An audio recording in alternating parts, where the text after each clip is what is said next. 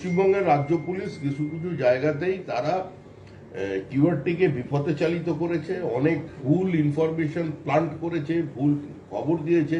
কিওয়ার্ডটি অন্যদিকে গেছে, কিওয়ার্ডটি যাচ্ছে, কিন্তু যাচ্ছে আধ ঘন্টা পরে। ভুয়ো এজেন্ট ধরা পড়ার ব্যাপার তো শুধুমাত্র লোকসভা নির্বাচনে না, যেটা দেখা যাচ্ছে যে বড়নগর উপনির্বাচনে সেখানেও আপনাদের প্রার্থী সজল ঘোষ তিনি ভুয়ো এজেন্ট ধরেছেন। সেক্ষেত্রে কি বলবেন এটা নিয়ে? না, তৃণমূলের তো একটা নির্দিষ্ট কর্মসূচি আছে। তৃণমূলের কর্মসূচিটাই হচ্ছে অসাধু উপায়ে নির্বাচনে জেতা, যে কোনো মূল্যে জিততে হবে।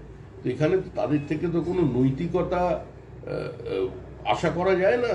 ফলে তৃণমূল কংগ্রেস যেটা করে, যেটা যাদের সংস্কৃতি, ওটা ওদের মোডাস অপারেন্ডির মধ্যে পড়ে। সেটা তো আর বিচ্ছিন্ন ডায়মন্ড হারবারে হবে, কাশীপুরে হবে না এটা মনে করার কোনো কারণ নেই, বড়নগরে হবে না এটাও ধরে নেওয়ার কোনো কারণ নেই। সর্বত্র এই জিনিস তৃণমূল চেষ্টা চালাচ্ছে।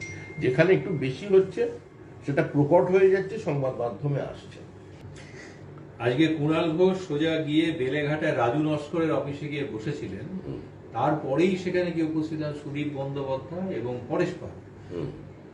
ইয়ের বক্তব্য হচ্ছে যে, কুণালের বক্তব্য হচ্ছে রাজু নস্কর জোর করে ভোট করা একটা অভিযোগ করে পুলিশ তুলে নেয় অনেক সময় পরে। তো আমি আজকে ওর পাশেই বসে আছি মিডিয়ার সামনে, সকলের চোখের সামনে। পরেশ পাল বললো যে দিদি আমাকে বলেছে রাজু নস্করের কাছে কুণাল গেছে তুইও যা, তাই আমি গেলাম। কুণাল গেছে তুইও যা, তাই আমি গেলাম। আর সুদীপদা বলেছে আমি এদিক দিয়ে যাচ্ছিলাম, তাই ঢুকে পড়লাম। দেখুন, তৃণমূলের ওটা আভ্যন্তরীণ রসায়ন।